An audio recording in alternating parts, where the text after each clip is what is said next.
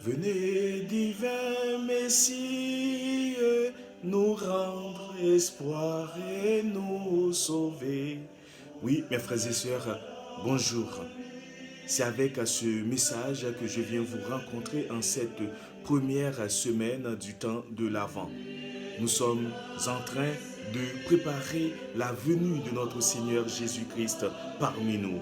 Ou du moins, nous sommes en train de faire mémoire de Jésus-Christ qui a pris la condition humaine pour sauver toute l'humanité sans distinction. Nous allons méditer ensemble dans l'évangile de Jésus-Christ selon saint Marc au chapitre 13e du verset 33e et au verset 37.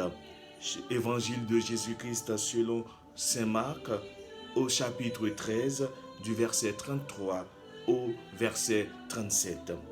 Cet évangile m'insuffle un état d'esprit qui anime le veilleur. Si on prend dans le texte qui dit « Prenez garde, restez éveillés, car vous ne savez pas quand ce sera le moment. Quand vous ne savez pas quand ce sera le moment. » C'est comme pour dire se tenir prêt à toute éventualité. La question que je me pose, comment veiller? Oui, comment veiller? Cependant, veiller peut s'entendre sous différentes formes. On peut veiller sur soi-même, c'est-à-dire trouver cet équilibre subtil pour s'épanouir personnellement tout en étant disponible à Dieu et aux autres. Et veiller ici pour moi dans le texte, c'est être attentif. Pour être attentif, cela passe par des temps de prière. C'est la recommandation de Jésus-Christ au mont des Oliviers juste avant sa passion. Veillez et priez, dit Jésus. Oui, veillez et priez. Elle m'aidera mieux comprendre que ce monde malade, ce moment difficile, ce monde malade à l'heure actuelle, Dieu veut le sauver. C'est l'espérance. C'est l'espérance. Et Jésus veut nous donner cette espérance parce que Jésus est venu pour chercher et sauver ceux qui étaient perdus. Le contact régulier dans la prière avec lui m'aidera à rester plus attentif aux réalités d'en haut. Comme dit le père Chaminade, le fondateur des Marianistes, les réalités d'en haut, c'est l'essentiel. C'est l'essentiel, c'est de chercher Jésus dans notre vie, c'est de le mettre dans notre vie.